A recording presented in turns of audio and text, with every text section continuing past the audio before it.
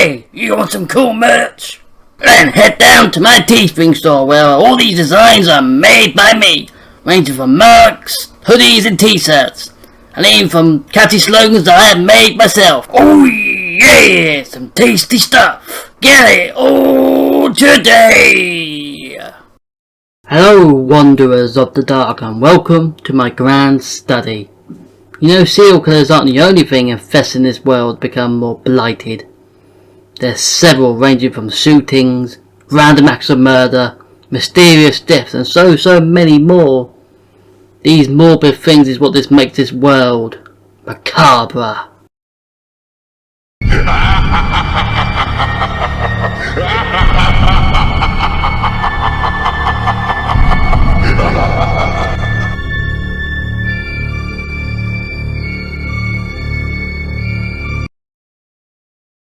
Yes, welcome to a new series showing smaller true crime and other darknesses in this gruesome world. Here in my study, and look, here the table. It's dark mahogany. Mahogany. It's even got a padding underneath too, if you want to go full Bill Clinton. Anyway, today we'll be talking about a case that shocked the world in 2007, where toddler deaths became mainstream.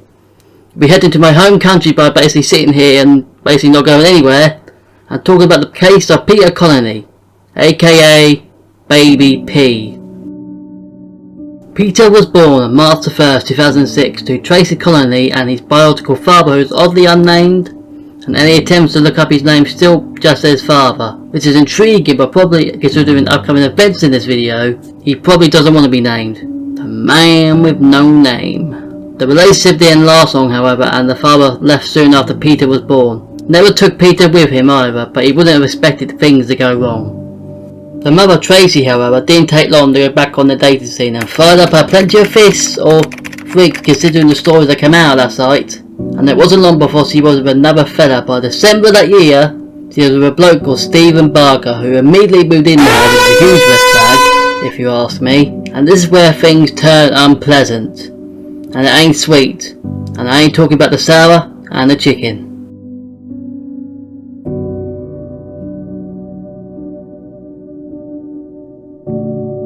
The first recorded notes of Peter being abused was late December 2006 to early January 2007. So this started pretty quickly and probably shows how abusive the new boy toy was and how disgusting the mother just let it happen. The reason this early is because a general practitioner found bruises on Peter's chest and face. And just remember, he was barely one at this point. I mean, have a full grown man, if you want to call him that, going full Mike Tyson on the baby basically. So because of this, Tracy was actually arrested and Peter was placed into care with a family friend, but was returned to his mother's care in January. Worst mistake you could have made by doing that, and it was definitely a horrible mistake. Over the next few months, Peter would continually go to the hospital a few times, suffering from injuries that included bruising, swelling and several scratches, and none of the doctors knew what was up. They also noticed swelling in the side of his head, which worried them greatly. Again, Connelly was arrested for this in May 2007, but was let go again. See any issue here yet? Anyone? So in June 2007 of that year, a social worker was observing Peter and saw more alarming marks on him and informed the police like a proper person would do, and the medical examination concluded it was a result of child abuse. Finally! And Peter was placed with a friend. But on July of that year, Hammond Ray Council's Children and Young People's Service obtained legal advice which indicated that the care proceedings were not met and was given back to Tracy and Steve. Just remember, this is 2009 and our systems have become worse. The following month in August, Peter again was sent to hospital, and this time went to St. Anne's Hospital located in Spurs County. Yes, I have football knowledge. This time Peter had way more serious injuries that included a broken back and ribs. Just remember, this boy just became one at this point and he has all these injuries that will affect him if he grew up. But sadly these went undetected pre-examination. Connelly said he would not be prosecuted, which is ballsy, but brain dead, but ballsy thing to say for a woman allowing her boyfriend to do this to a kid. Now, the next part will shock you more than the beach landing scene from Saving Private Ryan and the Human Centipede movies combined.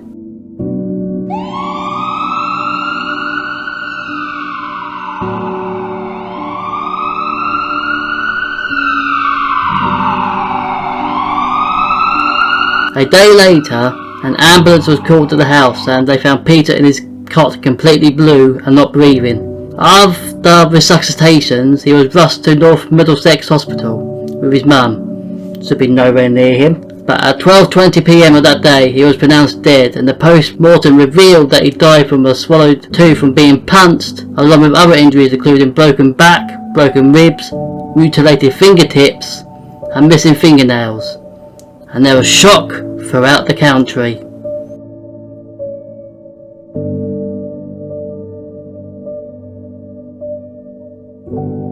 Ended, and where the full horror of this tragic case unfolded.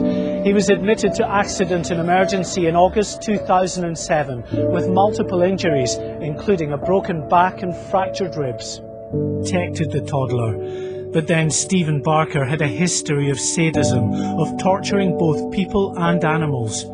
Abused and brutalised himself as a boy, Barker developed into a classic bully. He had a fascination for Hitler and kept a collection of Nazi memorabilia, including helmets and daggers. More than a year after his death, the case of Baby P is receiving the attention it didn't receive while he was alive. And the question that won't go away: why did social services fail to prevent this tragedy? To what went wrong? Ofsted, the Healthcare Commission and the Chief Inspector of Constabulary will examine the role of all the agencies involved in the case. P sparked huge public outrage. His mother, Tracy Connelly, her boyfriend, Stephen Barker, and their lodger, Jason Owen, were jailed for causing or allowing the toddler's death. But much of the criticism was directed at social workers in the borough of Haringey in North London, where the toddler lived and was on the at-risk register. Baby Peter, who was found to have suffered 50 injuries, had long been known to them. The police immediately opened a murder investigation as obvious foul play took place within the household. Along with his mother, Stephen Barker, and his older brother who was somehow living in the house, I can't really explain that, were all arrested for the death of Peter. On November 2008, all were tried with the murder of Peter Connelly, and Tracy herself pleaded guilty. The trials did continue over the next few months with interesting developments happening. Not going over all the details in these trials, or we'll all be here till social services sort themselves out, which is never. So in April 2009, Barker was brought back apparently to be charged with the rape of a 2-year-old girl. So what did Tracy see in this guy again? Gladly he is in prison for life and even had paroles turned down. I'll take a drink to that. In December 2008 to February 2009, the Director of Children's Services in the Hangingway area, Sharon Sue Smith, was investigated for the lack of resolve of trying to help Peter and was sacked and removed. She says later that the minister should have helped and definitely failed her. Don't know how they failed her when she was the one that was supposed to take an initiative in trying to help Peter. In February 2009, Dr. Jerome Iwoke, who saw Baby P 14 times and obviously knew he had severe injuries, is suspended by the medical council, and this was a common story for all others involved in this case, that they were sacked or suspended for letting a serious and tragic blunder to occur, and many including Sue Smith launched employment tribunal cases against their better judgment, as they claim they were unfairly let go. Exit out, if I'm honest. Do your job better next time and don't let this happen again.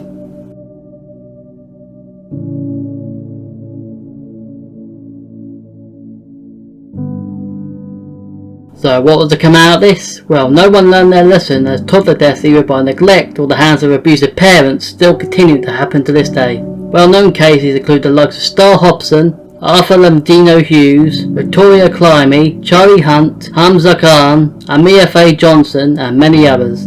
Child deaths like this go back as far as 1944, and like with one-off murders of women, it's popular here in the UK for some reason. There's nothing in the water, is there? Even though the father left the household completely, he was still caught up in everything that was going on, to even being accused of a sex offender by the Sunday People, which is one of our many, and I mean many, of city tabloids we have over here. But he managed to get libel action and was rewarded $75,000, but for unknown reasons, it was cut down to $50,000, and probably wants as far away from this case as possible. So, final thing, wanna know where the mother is now? Tracy Connelly, now she, you may remember, is the mother of the child known as Baby P. She is now to be released from prison. There was a lot of controversy about this. She was jailed back in 2009 for a minimum of 5 years. 2 months ago, as the parole board decided she should be released, the Justice Secretary asked them to reconsider. Having carefully read the decision, I've decided to apply to the parole board to seek their reconsideration. Today, as they rejected the government's challenge against their ruling, Mr Raab tweeted, "Tracy Connelly's cruelty towards her son, baby Peter, was pure evil. The decision to release her demonstrates why the parole board needs a fundamental overhaul." Well, she's out of prison now and is sometimes spotted enjoying her freedom. I think you guys know what to do. Add in Jason Venables for a 1-2 combo while you're at it. So this ends this dark and tragic case from 2007 that have still plagued systems to this day. But I wonder what other dark shadows of the past look over the horizon. You'll have to wait and see what's next on this macabre world. Stay spooky. Hey. Subscribing and liking the vids does go a long way on the channel. But what if you want to support me even further? Then I have something for you, acolytes. I have a Patreon with 4 tiers going up to £30 is the max, so easily affordable. And if you want to go a step further, subscribing to my Patreon will give you many special benefits like early access to my videos and behind the scenes content, so you are getting many gifts in return for supporting me and the channel. So the link is in the description, and thank you for helping me in the long run.